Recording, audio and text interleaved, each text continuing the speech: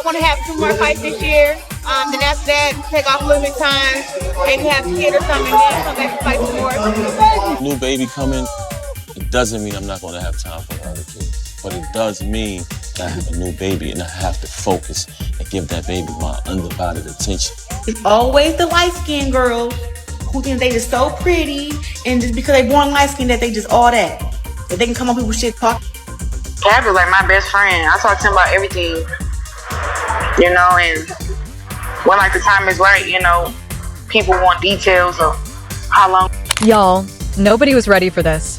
What started as a quiet night on Instagram turned into one of the most disturbing celebrity exposés fans have seen in years. No warning, no PR statement. Just Papoose going live, eyes dark, voice shaking, and one sentence that instantly froze the internet. I've stayed silent long enough. Within seconds, the comments exploded. Tens of thousands watching in real time, not knowing they were about to witness the complete collapse of Claressa Shields' public image. Papoose didn't rant. He didn't scream. That's what made it worse. He spoke calmly, like a man who had already cried every tear off camera. He said Claressa was loyal only where cameras could see. Instagram, interviews, red carpets. But behind the scenes, a completely different woman. Then came the name that made people gasp out loud. Her ex-fiancé. According to Papoose, while fans were being sold a true love story, Claressa was allegedly running a secret affair with the very man she swore was part of her past. And this wasn't rumors. This wasn't hearsay. Papoose claimed he had receipts, messages, voice notes, videos, all saved straight from her phone. That's when the live turned deadly quiet. Screens were shared. Files were shown. Conversations allegedly revealing plans, manipulation, and one chilling truth. Papoose wasn't a partner, he was a shield.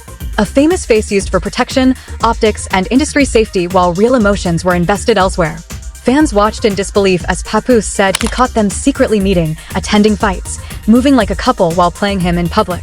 His voice cracked only once when he said, "I was used." And just like that, the live ended. No goodbye, no apology, only silence and a scandal that refuses to die. Have a kid or something, then come back and fight some more. New baby coming, it doesn't mean I'm not going to have time for the other kids. But it does mean that I have a new baby and I have to focus and give that baby my undivided attention. It's always the light-skinned girls who think they just so pretty, and just because they born light-skinned that they just all that. That they can come on people's shit talk. Cap is like my best friend. I talk to him about everything, and when like the time is right, people want details of how long. Buckle up, because what unfolded didn't look like a breakup. It looked like a controlled detonation. Late at night, when timelines slow down and guards drop, Instagram Live lit up with a familiar face that didn't look familiar at all. Papoose appeared without a smile, without music, without warning. No captions, no hype, just a stare that told viewers this wasn't content, this was closure. Within seconds, the room filled. Screens were recorded. Comments raced faster than anyone could read. Something was about to snap, and everyone felt it. He didn't ease into it. He didn't joke. He said he'd stayed quiet because silence felt dignified, but silence also became a cage. According to him, what people loved on their screens was only a performance.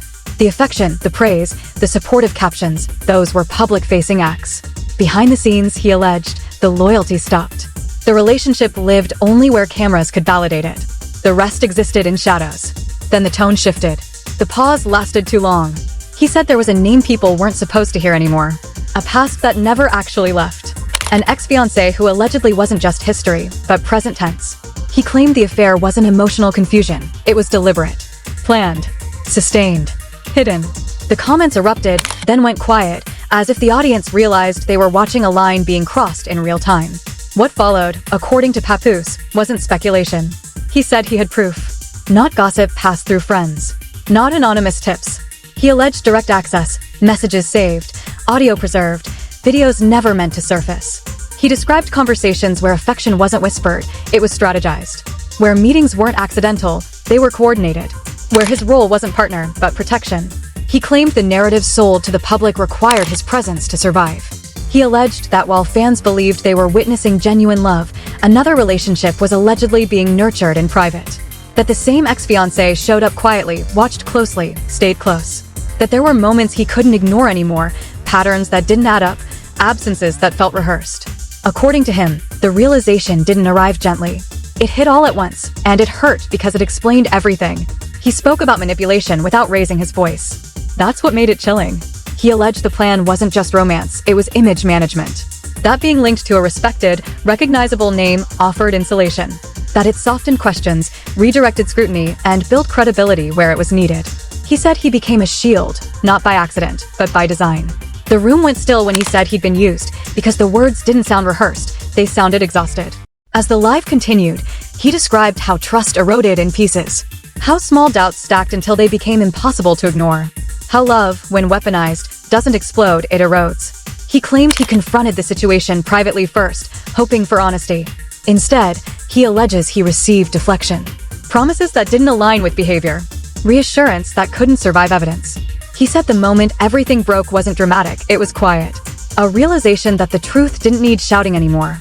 He described seeing enough to stop guessing, hearing enough to stop hoping, understanding enough to stop pretending. According to him, that was when he knew walking away wasn't failure, it was survival. Viewers watched a man process grief without theatrics. No tears on cue. No insults for applause. Just a controlled unraveling that felt heavier than anger. He didn't ask for sympathy. He didn't ask to be believed. He spoke like someone who had already accepted what the public was just discovering. Then he addressed the inevitable question without being asked. Why no? He said because narratives were being rewritten without his consent. Because silence was being mistaken for guilt. Because protecting someone who allegedly never protected him felt like self-betrayal. He claimed this wasn't revenge, it was release. When the live ended abruptly, there was no sign-off. No final statement. Just a cut to black that left millions refreshing their screens. Within minutes, social platforms ignited. Clips circulated. Frames were dissected. Every pause became evidence. Every word became ammunition. Some rushed to defend. Others rushed to condemn. Neutral ground disappeared instantly. What made the fallout volatile wasn't just the allegations, it was the absence of response.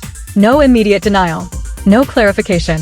No counter-narrative. Silence filled the gap, and silence, in moments like this, speaks loudly. Accounts went private. Comments were limited. And the internet did what it always does. It decided before anyone else could. This wasn't framed as a lover's quarrel. It was framed as a betrayal of truth, of trust, of the audience itself. Fans who invested emotionally felt deceived. Skeptics felt validated. And somewhere between outrage and disbelief, a reputation began to crack. According to Papoose, the hardest part wasn't losing love.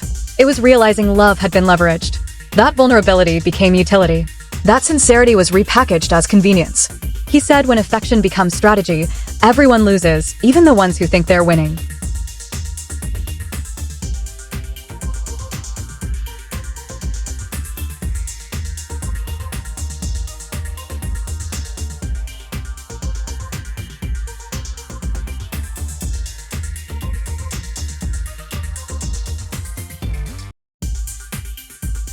By morning, the story had a life of its own.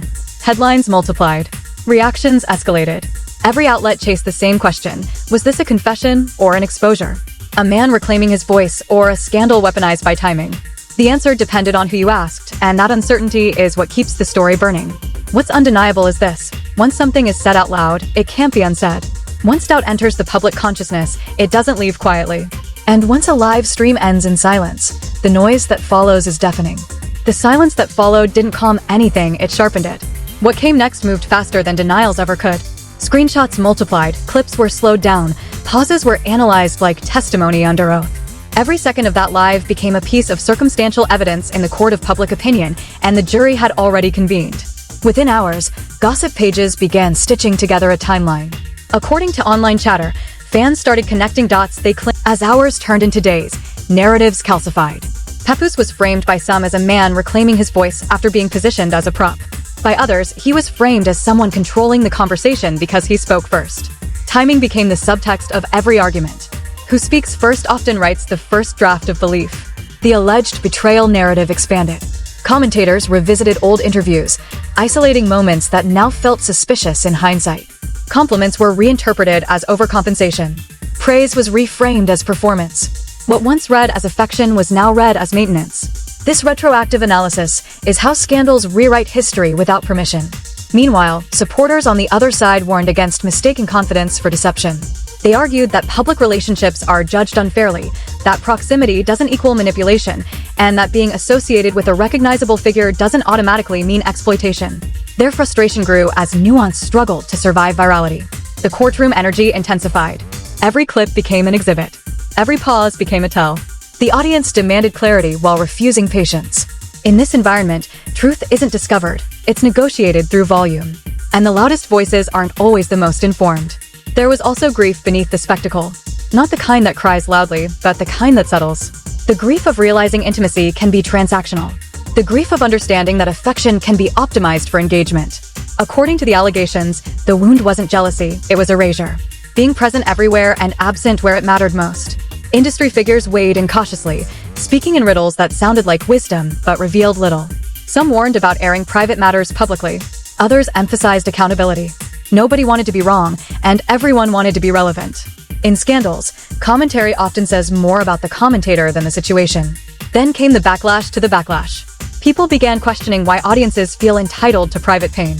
Why consumption accelerates when heartbreak becomes content.